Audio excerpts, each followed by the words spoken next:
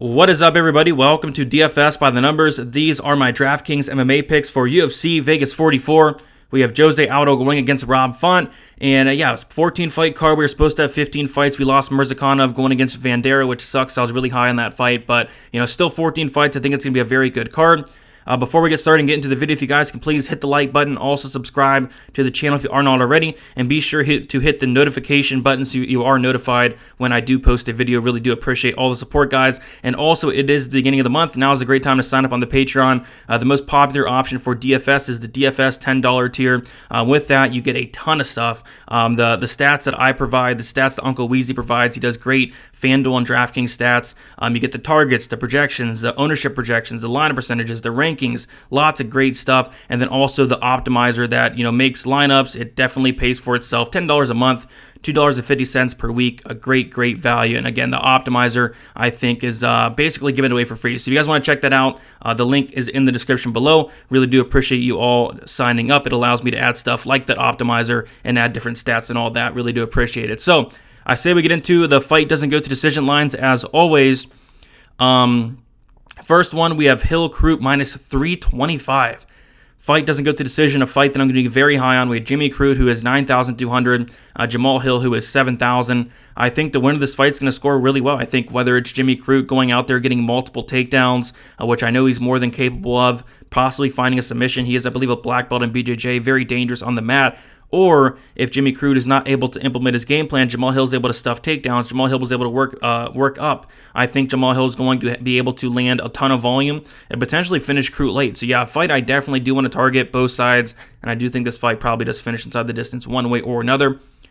Next, we have Menifield Knight minus 200. Fight doesn't go to decision. Both these guys have around a 90% finish rate, so there is a good chance that this does finish inside the distance. Both guys have been finished in half of their losses. I personally lean towards the Menifield side, 8,700.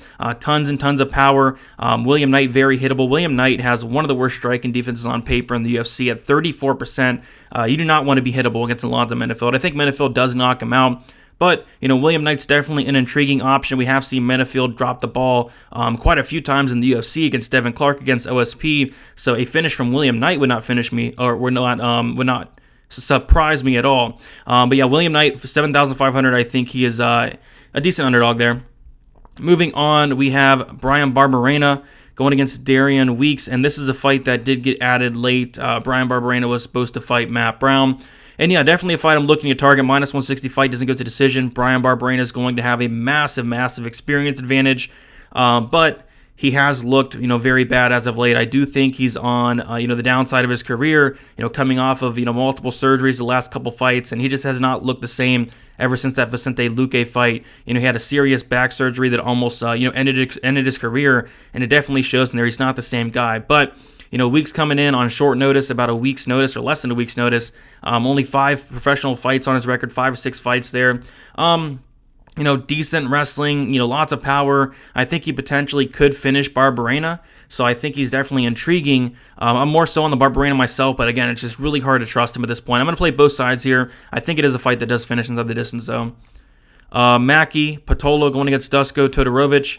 And yeah, I think this is a good fight to target. We have Batola, who is 7,600, Dusko 8,600. Dusko very high volume, lands 5.71 significant strikes per minute. But Dusko's very hittable. Some of the worst striking defense you'll see, 48% on paper. Does not have any striking defense. His striking defense is his hands down, his head. Just relies on head movement, which is not great at this level, especially against a guy like Maki Batola, who they call him Coconut Bombs for a reason. I also think that Batola can implement a wrestling-heavy game plan like he kind of did in the Marquez fight. He went out there, got several takedowns. We see that Todorovic has a 50% takedown defense. I actually really like this spot for Maki Batola at 7,600. I think he's one of the more intriguing dogs on the slate, so I'll be more so on him. But I don't hate some shares on Dusko. I think it's a decent high-scoring fight there. So getting into the core plays here, we have Brendan Allen, 9,600, the most expensive guy on the slate, but for a very good reason. If you guys saw the face-offs, this guy is so much bigger than Chris Curtis. He's going to have a massive height advantage, 4 inches. He's going to have, a massive age advantage. He's going to be 9 years younger as well. The striking of Brendan Allen has just improved so much since moving to Stanford, and we already know his ground game is elite. This guy's a legit black belt in BJJ, submitting guys like Kevin Holland, finishing, guys like Tom Breeze, who's a black belt on the mat as well. This guy is no joke. I think if Brendan Allen takes us down to the mat, he's going to get the finish. But I kind of have a feeling that he won't take it to the mat as much as I'd like him to. It looks like he has fell in love with his striking a little bit, and at that point, I still favor Allen on the feet. He's going to have the volume advantage. He's going to be the much bigger fighter, like I said, and Chris Hurtis has shown that, especially in the Haas fight, he was eating a lot of shots up until he landed that one nice shot on Haas. But yeah, if Allen comes out here and he wrestles, I think he more often than not pays off that $9,600 price tag, and especially with so much value this week, it does make it easy to get up to him. So yeah, if Allen fights smart, I think he breaks the slate here. $9,600, I think he puts up a huge score. Rob Font, $8,400. Yeah, I don't know how I feel about this main event. I think it could be, kind of lowish scoring, but we do have 5 rounds to work with, and Rob Font is typically a guy that does throw a ton of strikes. He lands 5.58 significant strikes per minute. He's going to have a 1.5 inch reach advantage as well. So I think I'm more so interested in the Font side here just because of the output, but I am kind of iffy on this main event as a whole. Leonardo Santos, 8,800. I think there's a good chance he does finish Guida here. If you guys saw the weigh-ins, he is massive compared to Guida. He's going to be 5 inches taller and 5 inches of reach as well. And Santos is a solid finisher, finishing 67% of his wins. And we have seen that Guida's been finished 12 times, 10 coming by submission. I think on the feet, it's going to be Santos all day. Guida's a guy that got outstruck in 3 rounds by Mark Madsen. So Santos is going to have the better striking. He's going to have the much better grappling, legit black belt in BJJ, and we have seen Guida submitted 10 times. I think Santos has a really good chance of finishing Guida, and at 8,800, I'll definitely take some shots. Luis Smolka, 8,500. This is going to be the fight to kick off the card. Typically, Smolka is scoring very, very high on DraftKings. I think maybe all of his performances on DraftKings have scored over the 100-point mark. So yeah, there's a good chance if he does win, it's going to score a lot. He brings a very high pace. He's going to mix in takedowns here or there. Very dangerous on the mat, very dangerous in general. I want to say, I'm going to double check here, but I think he has like, a 89% finish rate, which is just nuts. For the division. So yeah, give me Luis Smolka, 8,500. I think he's a really solid play. If he does win, I think he scores a lot. Getting into our GPP plays here, we have Jimmy Crute, 9,200. I talked about it a little bit. I think if he implements his game plan, he's going to score very well. Takedown upside, submission upside, all the good stuff. Bryan Barberena, 8,400. Yeah, as long as he's not like completely shot, I think this is a solid fight for him. He's fought the much better guys, and it's not even close. He's going to have the cardio advantage. There are some serious worries about the guy, but I think he could go out here and put on a performance where he does score very well, possibly getting a late finish, lots of volume there. But I will have some weeks also. Chris Grutzmacher, 8,200. I am more on the Poila side, but Grutzmacher, I think it's going to be a fight where whoever implements their game plan is going to score very well. If Grutzmacher is able to keep it on the feet, this guy lands nearly 7 significant strikes per minute. Poyas is very hittable. Poyas has a 49% strike in defense. I do think Poyas gets him down and wins, but if Grutzmacher is able to work his way back up, maybe land strikes on bottom as well, I think Grutzmacher could be very sneaky at this price tag. I think he'll be very low owned as well. Alonzo Menifield, 8,700. I think he'll be one of the more popular plays on the slate for a very good reason. This guy has a 90% finish rate, 63% by knockout, 27% by submission. William Knight has been knocked out before. So yeah, I don't hate Menifield whatsoever. 8,700, I think if he does win, it's inside the distance. Live Dogs, Claudio Poilas, 8,000. Again, I think this is a fight where whoever is able to implement their game plan is going to break the slate. Poyas, 8,000. He's going to go for takedowns. He's actually a solid wrestler. Training at Stanford MMA, working on his striking. He's going to be 10 years younger. He's going to have a 3-inch height advantage, a 4-inch reach advantage. He's going to have a massive tail of the tape advantage. The striking, of course, goes to Grutzmacher, but Grutzmacher does have a 61% takedown defense. Grutzmacher has been submitted in 3 of his 4 losses, and Poyas is a very, very good grappler. I believe he's a black belt in BJJ, and his wrestling is actually pretty solid as well. So I like Poyas, 8,000, but I will have some Grutzmacher as well. Jose Aldo, 7,800.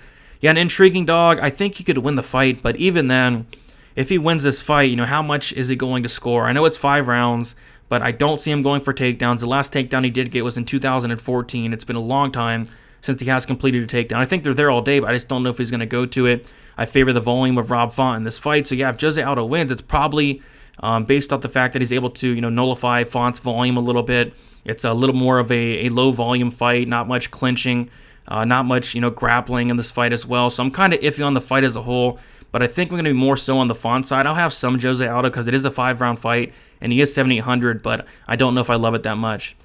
William Knight, 7,500. This guy's a finisher, 90% finish rate. We have seen Menifield get knocked out before by guys like OSP. Menifield has slowed down in the past as well. If Knight's able to grind up Menifield against the cage, get him tired, get him to the second round, I think Knight definitely could be live. I'm personally picking Menifield to knock him out early, but yeah, if Knight's able to survive the first round, we have seen Menifield gas bad before. Maki Pitolo, 7,600. Yeah, it's more so I can't really trust Dusko. This guy's striking defense is horrible. He looked terrible in his last fight against Gregory Rodriguez where he landed at like a 30% accuracy. He just has never looked good to me. I was never impressed with Dusko. And, same thing with Maki. I was actually impressed with Maki. He's just somebody that drops the ball a lot. But, he's 7,600. He's going to be 1,000 cheaper than Dusko. He's going to bring power. He's going to bring takedowns. And he's fighting for his job here. So give me Maki Pitolo, 7,600. I don't hate him as a dog. Getting into our pump plays, Jeremiah Wells, 7,100 going against Jake Matthews. Yeah, there's no way I'm paying 9,100 for Jake Matthews. I think that's nuts. Jeremiah Wells, he's going to have a power advantage. He's probably going to have a strength advantage. He's a BJJ black belt training with Sean Brady and them. I think it's a very close fight. Obviously, you favor Matthews with the level of competition and the experience, but Jeremiah Wells is very explosive. I think if there is a finish in this fight, it's going to be on the Wells side, and he's a solid grappler and wrestler. So yeah, I don't mind Wells at all. 7,100. And then Jamal Hill, 7,000. I think he'll be a very popular pump play here at this price tag. I see a lot of people on him. And yeah, again, if he's able to stuff the takedowns of Crute, if he's able to work his way back up, if he's able to extend this fight, he's going to throw a ton of volume and probably get a late finish against Crute. So yeah, I don't hate it at all. A fight that I'm going to be heavily invested in. And yeah, Hill at 7,000 is probably, way too cheap for a fight like this. I think the fight, at least on Draftkings, should be lined a lot closer. Because on the betting line, I think Crute's only like minus 160. So yeah, lots of line value on on Jamal Hill, and I think it's a solid play. Getting to the fade, Jake Matthews, 9,100. Yeah, kind of a decisionator. And I actually am picking Wells to win outright. So yeah, don't see myself getting to so much Wells. And then Cheyenne Vlisma's pretty easy fade for me as well. I don't usually give two fades, but these two really stuck out. Even like Manel Kopp is a guy that I'm not going to be too high on, but I think is more so.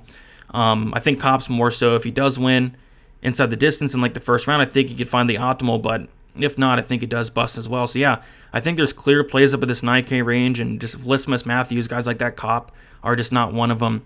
Vlisma, if she wins, she's going to stuff takedowns. She's going to outstrike Martin. Probably doesn't score well. Just don't see myself getting there all that much. But yeah, guys, that's about it. Make sure you become a member on the Patreon to see full access to my model, premium projections.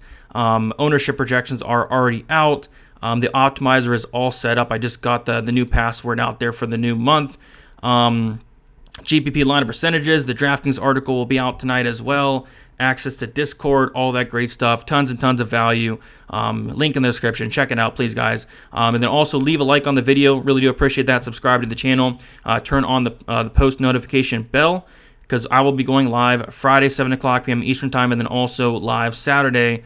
We're going to go 1.5 hours prior to the prelims. It's going to be me, Wheezy, Narco Cop, and then MMA Lock of the Night doing our best bet show. So make sure you check that out. Appreciate all the support as always. Let's win some money. UFC Vegas 44. Looking forward to this card. We'll talk to you guys very soon.